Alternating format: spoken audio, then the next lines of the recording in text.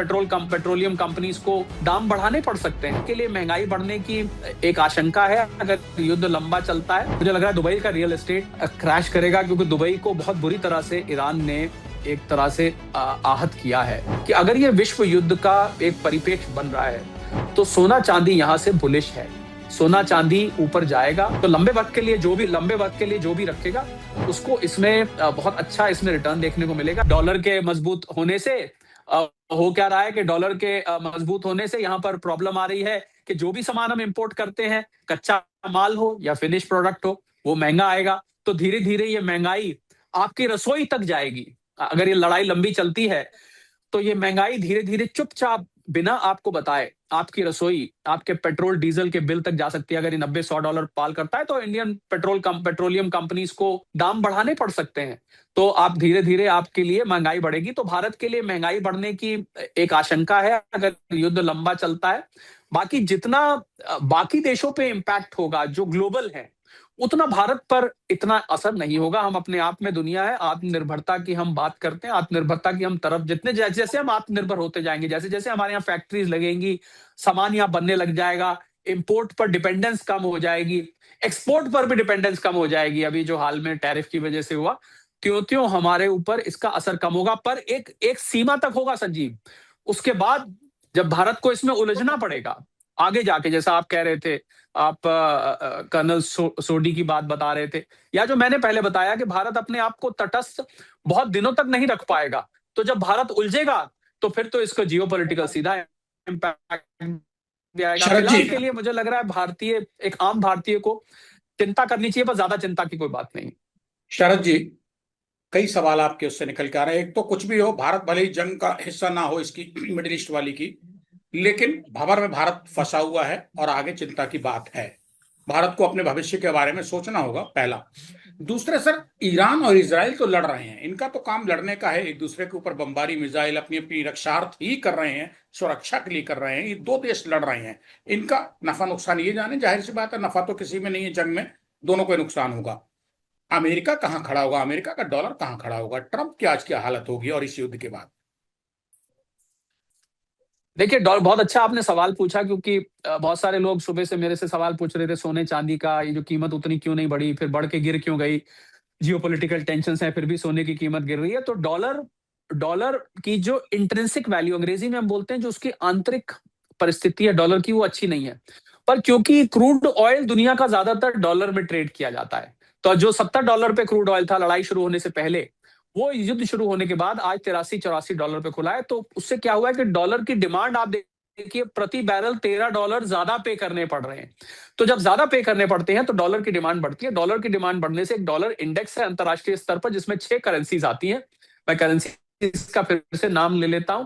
उसमें यूरो है, उसमें जापानीज येन है, उसमें स्विस फ्रैंक है, ब्रिटिश पाउंड है, स्वीडिश क्रोमा है, कैनेडियन डॉलर है। इन 6 करेंसीज को मिला के एक डॉलर इंडेक्स बनती है। वो डॉलर इंडेक्स, इस समय डॉलर उस इंडेक्स के मुकाबले मजबूत हो गया, क्योंकि जैसा मैंने कहा कि उसकी डिमांड बढ़ गई है। डॉलर मजबूत नहीं हुआ है, डॉलर की डिमांड बढ़ गई है, क्योंकि क्रूड ऑयल का ज्यादातर ट्रेड डॉलर में होता है। उस कारण से हमारा इंपोर्ट बिल बढ़ेगा। उस कारण से जैसा मैंने कहा कि डॉलर मजबूत होगा तो हमारा हमारा जो बाकी भी हम सामान मंगाते हैं, वो भी सामान महंगा हो जाएगा।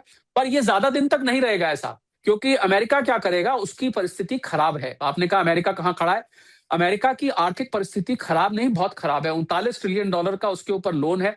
टैरिफ अभी बीच मझधार में लटकी हुई है। ट्रंप साहब के वो जो सेक्शन 122 के अंदर टैरिफ उन्होंने लगाए हैं, उस बीच ही तो ये लड़ाई शुरू कर हो गई या करवा दी गई।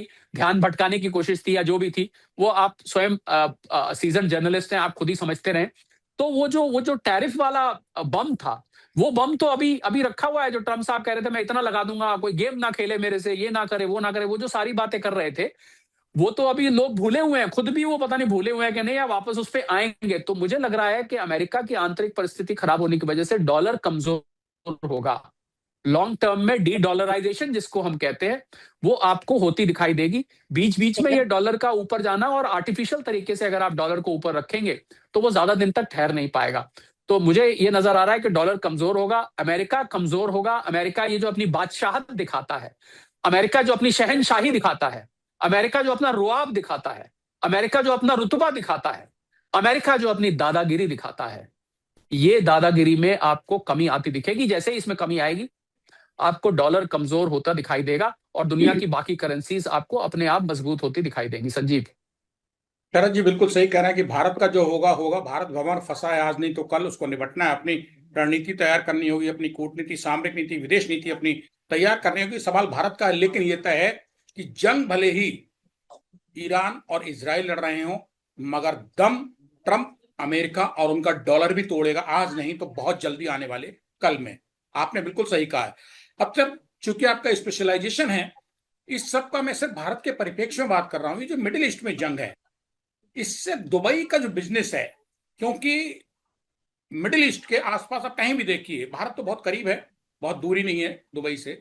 इसके सर बिजनेस जो रियल एस्टेट है, गोल्ड का बिजनेस है, और इंडिया के लिए दुबई सब कुछ है। अमेरिका सब कुछ नहीं है, लंदन कनाडा सब कुछ नहीं है, ब्रिटेन नहीं है उसके लिए। हिंदुस्तानी खासतौर बॉलीवुड के लिए आज की तारीख में 5 6 8 साल से मैं देख रहा हूं दुबई सब कुछ है। लेकिन इस आग की तपिश लपटें दुबई भी पहुंची हैं। तो क्या सर दुबई पे भी कुछ असर बिजनेस पे पड़ेगा? चुका है संजीव। बिल्कुल आपने ठीक कहा। दुबई यहाँ से 2.5 3 घंटे की फ्लाइट है। आप यहाँ से आप नोएडा बैठे हैं इस टाइम या दिल्ली बैठे हैं, वहां से आप चेन्नई जाएं तो 3 घंटे लगते हैं, उतनी देर में आप दुबई पहुंच जाते हैं। तो मुझे लग रहा है कि दुबई की जो रियल एस्टेट बूम था, दुबई के देखिए यूएई के पास तेल तो खत्म होने लगा था। तो मुझे याद है बहुत साल पहले वहां के जो किंग हैं उन्होंने कहा था कि भाई आप जो अपने बच्चों को पढ़ाइए, उनको उनको ट्रेनिंग दीजिए, उनको ऑल्टरनेट। तो उन्होंने दुबई ने टूरिज्म पे फोकस किया। दुबई में देखने की जितनी जगह है एक छोटे से शहर में, शायद आपको दुनिया के किसी शहर में इतनी जगह देखने को नहीं मिलेगी। बहुत भारतीय एट अ गिवन टाइम वहां पर सैकड़ों भारतीय टूरिस्ट पहुंचे होते हैं। बहुत महंगा भी नहीं, सस्ता पड़ता है, जल्दी पहुंच जाते हैं, छोटी फ्लाइट है। वो प्रभावित हुआ है टूरिज्म और रियल एस्टेट।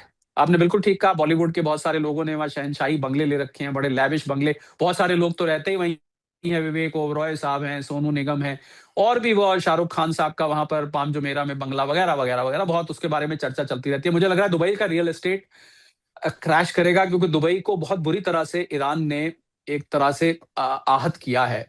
जगह जगह उन्होंने मिसाइल गिराई हैं और लोग अपने आप को दुबई में सेफ नहीं मान रहे। मेरी किसी से जानने वाले से बात हो रही थी, वो दुबई से अपने आप को शारजा किसी दोस्त के यहाँ रुके हुए थे। फिर उनको कहा गया, क्योंकि शारजा और दुबई भी मुश्किल से 20 25 मिनट का रास्ता है, उनको कहा गया कि आप और दूर चले जाइए। तो एक यूएई 7 एमिरेट्स को मिला के बनता है, तो अजमान है एक और एमिरेट, वहां चले गए, वो थोड़ा और दूर है। हालांकि फिर इसके बाद पता लगा फ्यूजेरा जो एक और एमिरेट है, वहां पर उन्होंने उसकी ऑयल रिफाइनरी के पास एक बम गिरा दिया। तो यूएई बहुत छोटी सी कंट्री है, 7 एमिरेट है। आप पूरे देश को सुबह से शाम तक कार से ही ट्रैवल करें तो आप कवर कर सकते हैं, और दुबई तो बहुत ही छोटा है। तो दुबई की रियल, मुझे लग रहा है आपके शो के माध्यम से मैं आज एक संदेश देना चाहता हूं। अगर आपके followers, viewers, subscribers middle east में रहते हैं, बल्कि मिडिल ईस्ट क्या यूरोप और अमेरिका में भी रहते हैं, मैं उनको एक व्यक्तिगत संदेश देना चाहता हूं। मुझे इन देशों का, क्षमा मांगते हुए कह रहा हूं क्योंकि बहुत कठिन काम है जो आप मैं कह रहा हूं, और आप शायद कर पाए ना कर पाए, आपको अपने देश, अपने वतन वापस लौटने का प्रोग्राम बनाना शुरू कर देना चाहिए। आपका वहां बिजनेस है, नौकरी है, घर है, बच्चे हैं। समय लगेगा, लपेटते लपेटते इतनी जल्दी कहीं से बोरी बिस्तर उठा के नहीं जाए। मेरी एक इकोनॉमिस्ट होने के नाते ये सलाह है कि इन देशों का भविष्य आगे आर्थिक तौर पर, मुझे आर्थिक क्या, अब तो सुरक्षा की दृष्टि से भी मुझे बहुत ज्यादा उज्जवल नहीं नजर आता है। तो इसलिए आप जितनी जल्दी वहां से अपना बोरी बिस्तर बांध के यहाँ पर आएंगे उतना अच्छा है। आपको कंसिडर करना चाहिए, आपको इस पर सोच विचार करना चाहिए। अपने जो वहाँ एसेट्स हैं, आपके पास प्रॉपर्टीज हैं, बैंक अकाउंट्स हैं, इन्वेस्टमेंट्स हैं, इन सबको धीरे धीरे लिक्विडेट करके भारत में ले आइए। मैं ये नहीं कहता कि भारत सदा सुरक्षित रहेगा, जिस विश्व युद्ध की हमने बात करी संजीव शुरू में, पर भारत इसमें बहुत आगे जाके उलझेगा। आप रिलेटिवली भारत में सेफ रहेंगे, और भारत में लाया हुआ पैसा आपका बढ़ भी जाएगा, क्योंकि वहां की करेंसी भारत से मजबूत है। आप दुबई भी 25 रुपए का इस टाइम दिरहम हो रहा है, तो आप दिरहम यहाँ लेके आएंगे तो आपका पैसा बढ़ जाएगा। आप ब्रिटेन में 110 20 रुपए का पाउंड हो रहा है, यहाँ बढ़ जाएगा। डॉलर भी 92 91 92 का है। आप लेकर आइए और यहाँ पर निवेश करिए, यहाँ पर नौकरी ढूंढिए, यहाँ पर बिजनेस करिए। ये मैं आपको निजी तौर पर सलाह देना चाहता हूँ। और अगर आप मेरी बात को परखना चाहते हैं तो उसके लिए आपको फिर 2 साल इंतजार करना पड़ेगा। तब आप फिर मैं आपसे संजीव जुड़ूंगा और पूछूंगा कि जो मैंने आज यानी कि 6 मार्च को बोला था वो कहां तक सार्थक हो रहा है। तो इसलिए दुबई की परिस्थिति अच्छी नहीं है इस समय। वहां की दो ही चीजें इस समय मशहूर हैं, टूरिज्म मशहूर है, रियल एस्टेट मशहूर है। दोनों ही इन हमलों की वजह से इस समय समस्या में फंस गया है। ये आपने आगाह किया है, अपना जो एक्सपीरियंस है उससे शेयर कर रहे हैं। 6 मार्च 2026 को स्टेट में हिंदी पे संजीव चौहान के साथ। 2 साल बहुत जल्दी निपट जाएंगे। हालात दुनिया के ठीक नहीं है। शरद जी, हमारे पास 6 मिनट बामुश्किल बचे हैं, लेके हम फाइनली आते हैं कि मिडिल ईस्ट की इस वार का भारत में गोल्ड यानी ज्वेलरी, सिल्वर, इस पे क्या असर पड़ेगा, और इसके बाद हम बात को समाप्त करेंगे, क्योंकि ये आपकी विशेषज्ञ योग्यता है। नहीं, ऐसा ऐसा संजीव कुछ नहीं है। मैं गोल्ड सिल्वर पे पीछे काफी बोल रहा हूँ और बहुत सारे लोग गोल्ड सिल्वर पे मुझसे बुलवाते हैं। मेरी विशेषता तो इकोनॉमिक्स, बिजनेस, फाइनेंस के सभी विषयों पर रहती है। मैं स्टॉक मार्केट्स पे भी बहुत बोलता हूँ, सारे ही निवेश के संसाधनों पर बोलता हूँ, पर्सनल फाइनेंस पे भी बोलता हूँ। पर ठीक है, मैं आपकी बात का सम्मान करते हुए, बिल्कुल देखिए, गोल्ड आपने देखा कि जब युद्ध छोड़ा 5,400 तक गया। मैं कॉमेक्स के डॉलर की बात कर रहा हूँ, पर आउंस पे भारतीय रुपए में करीब 1,70,000 तक गया। और उसके बाद फिर इसमें करेक्शन आई, तो लोग हैरान हुए कि भाई ये तो बोला करते थे कि भाई जियो पॉलिटिकल टेंशन बढ़ती हैं तो सोना चांदी बढ़ते हैं, ये सोना चांदी वापस की तरफ कैसे कदम बढ़ा रहे हैं, इसमें प्रॉफिट तो बहुत सारे फैक्टर्स एक साथ काम करते हैं। जियो पॉलिटिकल टेंशन का साइड इफेक्ट ये हुआ कि उसकी वजह से स्टेट ऑफ हॉर्मुज बंद हुआ, कच्चे तेल की कीमतें बढ़ी। कच्चे तेल की कीमत बढ़ने से यूएस डॉलर की डिमांड बढ़ी, उससे यूएस डॉलर यानी डॉलर इंडेक्स, जिसका मैंने अभी थोड़ी देर पहले जिक्र किया था, वो डॉलर इंडेक्स आपका बढ़ गया। वो 97 पे खड़ा था, 97.5 पे बढ़ के 99 के ऊपर चला गया। जैसे ही डॉलर इंडेक्स मजबूत होता है, सोना थोड़ा सा नीचे जाता है। पहली बात आपको ये समझनी होगी। परंतु जो लॉन्ग टर्म ट्रेंड है संजीव, वो, और दूसरा चांदी की भी बात कर दूं, क्योंकि चांदी में ऐसा लगने लगा कि भाई ट्रेड डिसरप्शन हो जाएंगी, अब तो शिप्स आ जाना रही हैं। तो 55% चांदी, आपको याद होगा, आप ही के शो पे मैंने कहा था कि वो तो एआई डेटा इक्विपमेंट में, सोलर सेल्स में, ईवी में इस्तेमाल हो जाती है। तो भाई इनकी प्रोडक्शन कम हो जाएगी, ये इनकी आवाजाही रुक जाएगी, फैक्ट्रीज बंद हो जाएंगी, तो इसलिए चांदी की डिमांड कम हो जाएगी। चांदी के लिए एक एडिशनल रीजन ये भी था, हालांकि सोना चांदी एक साथ ऊपर नीचे जा रहे थे, चांदी ज्यादा ऊपर नीचे जा रहा था, सोना उससे कम जा रहा था। वो उनकी नेचुरल चाल है, चांदी ज्यादा चंचल है, वो ज्यादा भागती है ऊपर भी और नीचे भी। परंतु मूल मुद्दे की बात यह है संजीव, जो हमने शुरू में बात जहां से शुरू करी थी, कि अगर ये विश्व युद्ध का एक परिपेक्ष बन रहा है, तो सोना चांदी यहां से बुलिश है। सोना चांदी ऊपर जाएगा। आप इसको लंबे वक्त के लिए अगर रखते हैं, 2 से 5 साल का नजरिया, आपके शो पे मैंने पहले भी कहा था, मैं दोहराना चाहूंगा, आज भी मैं लंबे वक्त के निवेशकों के साथ खड़ा हूं। हालांकि निवेश की सलाह आपको अपने सेबी रजिस्टर्ड प्रोफेशनल से लेनी चाहिए। हम और संजीव एक एनालिसिस कर रहे हैं बिल्कुल कि बिल्कुल। आज की परिस्थिति क्या है। तो लंबे वक्त के लिए जो भी रखेगा, उसको इसमें बहुत अच्छा इसमें रिटर्न देखने को मिलेगा। जो परिस्थिति दुनिया की बन रही है, ये छोटे मोटे उतार चढ़ाव आपको विचलित नहीं करने चाहिए, अगर आप लंबे वक्त के निवेशक हैं।